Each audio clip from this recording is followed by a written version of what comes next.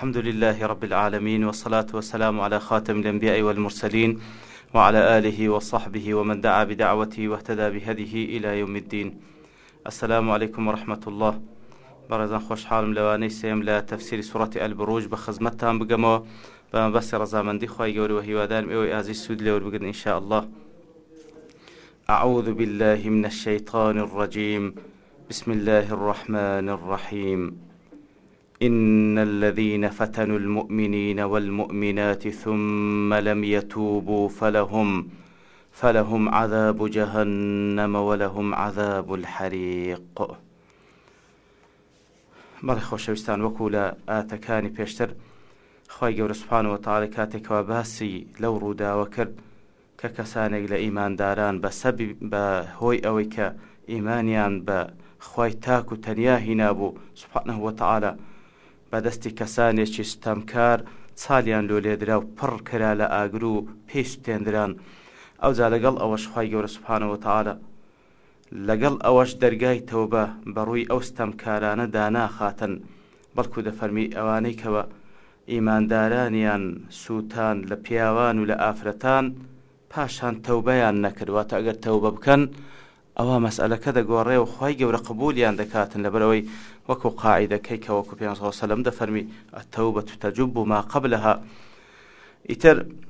دەفەرمی ئەوانەی کەوە ئیماندارانیان لە جن و لە پیاوان تووشی فتنە کرد. دیارە فتنە لێرە بەو مانایە دێتن کە ئەوانیان تووشی ئێش و ئازار و سووتان کرد بە مەبەستی ئەوەی کە ئەوان پەشیمانکەنەوە لە دینەکەیان. بەڵێ ئەوجا دەفەرمی ئەوانە ئەگەر تەوبە نەکەن لە بۆیان هەیە فەلەهم عەذاب جەهەنەم، لە بۆیان هەیە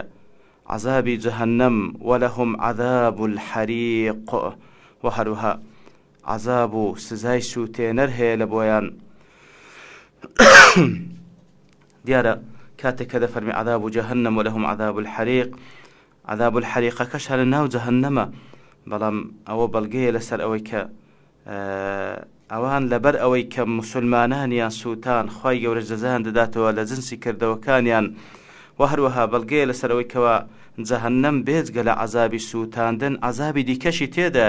لێ دەفەرمی بە گشتی ئەوانە عەذابی جەهەنەمیان لە بۆ هەیە و بە تایبەتیش عەذابی حەریق و عەذابی سووتێنەر لە بەرامبەردا. إن الذين آمنوا وعملوا الصالحات لهم جنات تجري من تحتها الأنهار. بەڵێ لە بەرامبەردا دەفەرمی لە بۆ ئیماندارانیش هەیە ئەوانەی کەوە ئیمانیان هینە بەخوای گەورە بە تاک و تەنیا و هەروها بە باقی ئەرکانەکانی دیکەی ئیمان وعملوا الصالحات و کردەوەی چاچیان کرد. لەبەرەوەی کردەوەی چاک و عملی صالح ڕەنگدانەوەی ئیمانە ئەو کردەوە چاکانەی کەوە بە ئیخلاسەوە و هەروها بە سەوابەوە واتە تەنها مەبەستیان خوای گەورە بوو و هەروها ئیتیباعی پێغەمبەریان کرد صلی الله علیه وسلم لە چۆنیەتی کردەوەکانیان،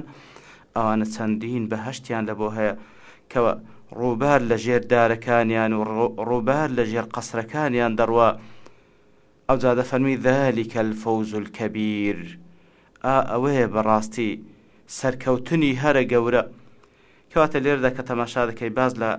لە ئیمانداران دەکا بە گشتی و بە تایبەتیش لەو ئیماندارانەی کەوە لە پێناوی ئیمانەکان سووتێندران لە دنیایەدا،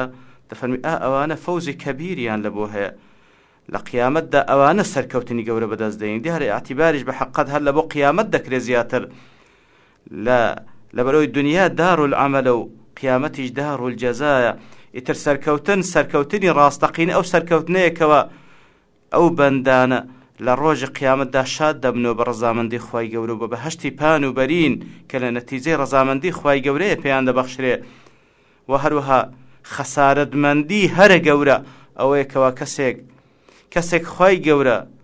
تووڕەیی و خەشمی خۆی بەسەردا ببارێنی و ببی تەیارانی جەهەنەم. بەڵام لەگەڵ ئەوەشدا لە دنیاشدا ئەو کەسانی کە لێرەدا خوای گەورە وەسفیان دەکا بۆی کەوە فەوزی کەبیریان بەدەستهێنا لە قیامەتدا، لە دنیاشدا ئەوان بە حەقەت هەر سەرکەوتو و سەرفراز و سەربەرز و سەربڵند بوون، هەر ئەوان خاوەن عیزت بوون، لەبەرەوەی ئەوان سەلماندیان بە ئیمانەکەی خۆیان و بە مووقیف و هەڵوێستە جوامێریەکەی خۆیان سەلماندیان کەوا عەقیدەکەیان لا خۆشەویسترە لە لاشەی خۆیان، ڕوحیان زاڵ بوو بەسەر لاشەیان. ئیتر بەڕاستی ئەوە سەرکەوتنە، شەرنێ ئینسان بە لاشە دەربچی و ڕزگاری بی، مهم سەرکەوتین لە بۆ دینەکەی بێ، لە بۆ عەقیدەکەی بێ، بیسەلمێنی لە بۆ دژمنانی و لە بۆ هەموو کەسێک، بۆی کەوا عەقیدە و دین و بیر و باوەڕەکەی خۆشەویسترە لە خودی خۆی و لە ذاتی خۆی. بەڕاستی ئەوە سەرکەوتنە. بەڵێ ئەوجا دەفەرمی ئین بەطش ڕەبیکە لەشەدید. دیارە بەطش بە معنای دەست دۆشاندن دێ. بەڵێ کاتێکەوە خوای گەورە سوبحانەهو وتەعالا ئەو حەقەتەمان لۆ باز دەکات کە خوای گەورە ئاگادار بوو کەوا کەسانێکی ستەمکار چیان بەسەر ئیمانداران هینا. کاتێکەوە خوای گەورەش ئیزنی لەسەر بوو کەوا ئەو ئیماندارانە بەو شێوەیە ڕوبەڕوو یاخود دووچاری ئەو سەرنجامە ببنەوە بسووتێندرێن، دیارە حکمەتی تێدا ئەگەر نا خوای گەورە سوبحانەهو وتەعالا بەتوانایەکەوە کافرەکان بە یەک لەحظە هەمووی لەناو ببە. بەڵام ویستی خوای گەورە ئەوەیە وەکو معلومەکەوە دنیا دارولعەمەلە، ئیتر جڵە و شل دەکا لۆ زاڵ مستەمکاران تاوەکو مستحق بن بە غەزەبی خوای گەورە. و هەروە ئیماندارانیش کاتێکەوە خوای گەورە سوبحانەهو وتەعالا ئیزنی لەسەرەکەوە بەو شێوەیە لە پێناوی خوا و لە پێناوی دینەکەی بەو شێوە بکوژرێن و بستێندرێن، دیارە ئەوەش لە بۆ ئەوەی کە پلە و پایەی بەرز بەو ئیماندارانە ببەخشی کە ئەویش تەنها لەحظەیەکە کەسێکەوە ئەو لەحظەیە لە پێناوی خوای گەورە خۆڕاگر بیتن، ئیتر لە دوای ئەو لەحظەیە ئەو بەهەشتانەی کە وەکو خوای گەورە لێردا باسی کرد تەجری من تحتیها الئەنهار، هەر لەگەڵ ڕوح دەرچوونی چاوەڕوانی دەکا. جا تاوەکو تێمان بگەینی خوای گەورە هەر بەدەسەڵاتە سوبحانەهو وتەعالا، بەڵام ئەو دەسەڵاتەی لە کاتی خۆی و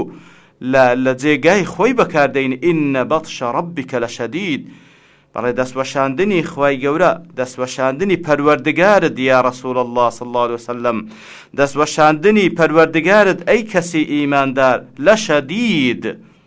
بە ئینەی تەئکید و بەلامی تەوکیدی قەسەمی، واتە دەستوەشاندنی خوای گەورە زۆر زۆر توندە، زۆر سەختە. ئەگەر دەست بوەشێنی لە کەسێک و بە عەزاب بیباتەوە چ لە دنیا و چ لە قیامەت. إنه هو يبدئ ويعيد. ئەو حەقەتەمان بەبیر دەینتەوە لەبەرەوەی بەڕاستی ئەگەر بێت و تەنانەت تەماشای ئەو مووقیفە و ئەو ڕووداوە بکەین کە بە نەزرەی دونیەوی حەقەتەن، ینی بە نەزرەی دونیەوی ئەو خەسارەتە کەسانێکەوە هەمووی بسووتێندرێن. بەڵام خوای گەورە سوبحانەهو وتەعالا تێمان دەگەینیتەوە قەزیەکە ئیلا دنیا نیە، دنیا و قیامەتە. دنیا و قیامەتە، بە میزانی دنیا و قیامەت ئەوجا لە بۆت بە دیار دەکەوی ئەو ئیماندارانە چ فەوزەکی کەبیریان بەدەستهێنایە و ئەوانی دیکەش لە بەرامبەردا ئەگەر چی ظاهرەن دەستڕۆ و زاڵ بووینە، بەڵام چ خەسارەتمەندی و چ بەدبەختیە چیان لە بۆ خۆیان بڕیاردا. بەڵێ ئینه هو یبدئ ویعید. هەر ئەو زاتەیە الله سوبحانەهو وتەعالەکەوە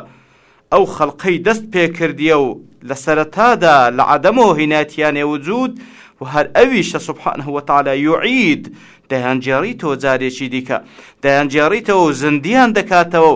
ئەوجا خوای گەورە سوبحانەهو وتەعالا ئەو جارە کە زندیان دەکاتەوە لە بۆ عەمەل نییە، ئەو جارە لە بۆ دارولجەزایە، لە بۆ پاداشت و سزایە. وهو الغەفور الودود. هەر ئەو زاتەشە سوبحانەهو وتەعالا ئەلغەفورە، ئەگەر چی بەندەکانیش تاوانبارن، ئەگەر چی ستەمکارن، بەڵام ئەگەر بگەڕێنەوە لای خوای گەورە قبولیان دەکا. ئەلغەفورە واتە خاوەنی لێبوردنێکی زۆرە، لە دنیادا ستریان دەکا، لە قیامەتیشدا لە سزای کردەوەکانیان دەیان پارێزی و عقوبەیان نادا، و نەکەر ئەوەندەش کەسی تاوانبار قبول دەکا وەری دەگری، بەڵکو ئەلوەدودیشە خۆشیشی دەوێت کاتێکەوە دەگەڕێتەوە، خۆشیشی دەوێت. لەبەرەوەی ئەلوەدود دیار بە معنای ئەلوەدود لە ودەوە هاتیە، و ودیش بە معنای خاڵص المەحەبە دێ کاتێکەوە خوای گەورەش یەک لە ناوە پیرۆزەکانی ئەلوەدودە، واتە ئەو خودایە سوبحانەهو وتەعالا هەم خوای گەورە بەندەکانی خۆش دەوێ و بەندە ئیماندارەکانیش خوای گەورەیان خۆش دەوێ سوبحانەهو وتەعالا. الودود ذو العرش المجيد. هەر ئەو خودایە سوبحانەهو وتەعالا خاوەنی عەرشە، ئەو عەرشێکەوە کە معلومە گەورەترین مەخلوق لە مەخلوقاتەکانی خوای گەورە سوبحانەهو وتەعالا، عەرشێکەکەوە لائقە بە ذاتی خوای گەورە سوبحانەهو وتەعالا، المجيد. أوزالير دا المجيد بدو قراءتاتي المجيد بضمة المجيد ديارة أجر بقراءي مضمومة بخينوا كزيادة الأويان مشهورة ذو العرش المجيد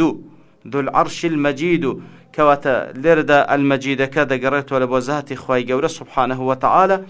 وتوصفي خواي جورة أو كوا المجيد وأجر بيتو بوشي وجبي خينو ذو العرش المجيد بكسر أو دبيت الصفات يقلب عرشك كواتا بهوردو قراءة كواهوردوش صحيحة خواي جورة سبحانه وتعالى بذاتي خوي المجيد خاوني مزدو خاوني مزدو عظمتو شرفو بلو باي برزة وهلوها عرشكشي بهمان شيوة أويشان بهمان شيوة خاوني مزدو خاوني عظمتو بلو باي برزة فعال لما يريد وهلوها خواي جورة سبحانه وتعالى أوي بيه بيديكا فعال لما يريد أوي بيه بيديكا هیچ هێز و توانا و دەسەڵاتێک نییە بتوانی بەرەنگاری ویست و ئیرادەی خوای گەورە ببیتەوە. هەل ئەتاکە حەدیث الجنود ئایا پێتگەیشت باس و بەسەرهاتی ئەوانەی کە خاوەن لەشکر بوون چێ فرعون وثمود ئەوانەی کە خاوەن لەشکر بوون وەکو فرعون وەکو ثمود ئەوانەی کە دیارە ثمود قومی صالحە عليه الصلاة والسلام ئایا باسو بەسەرهاتی ئەوانت پێگەیشت کە خاوەن چ لەشکرێکی گەورە بوون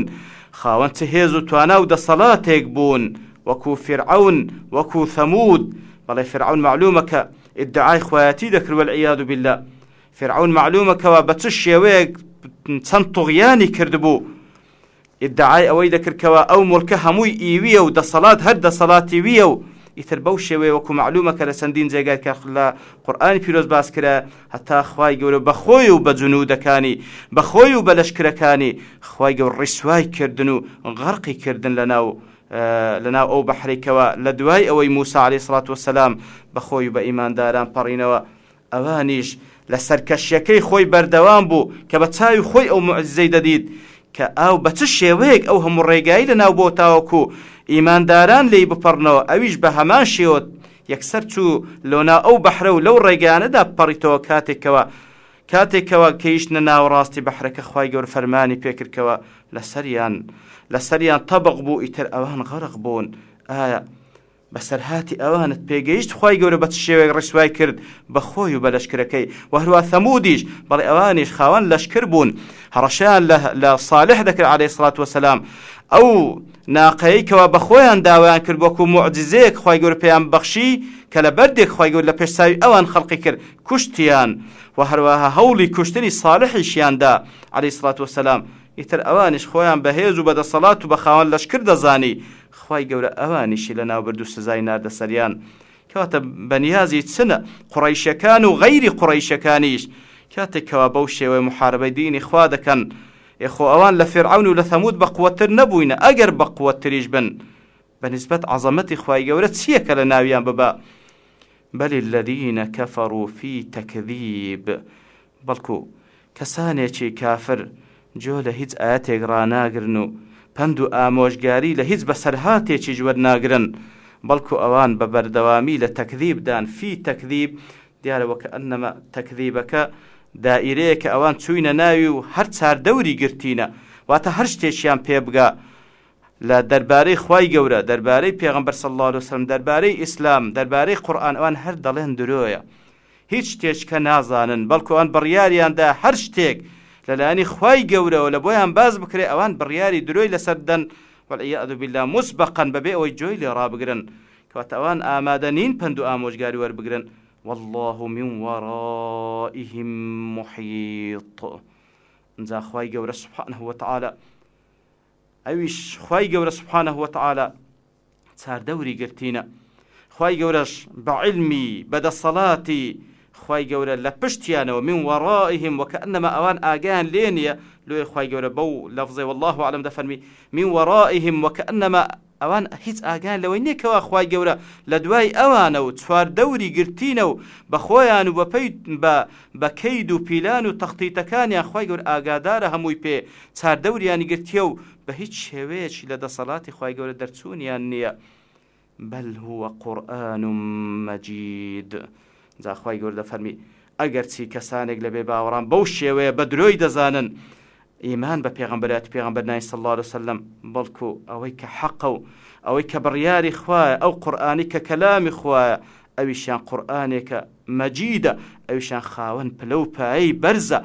خاوەن پلە و پایەی بەرزە، خاوەن شەڕەف و گەورەییە، و هەر کەسێکیش لە خزمەتی قورئاندابی لە قەدەر نزیک بوونەوەی لە قورئان خوای گەورە مەزد و عیزەت و شەڕەف و گەورەیی پێدەبەخشی فی لەوح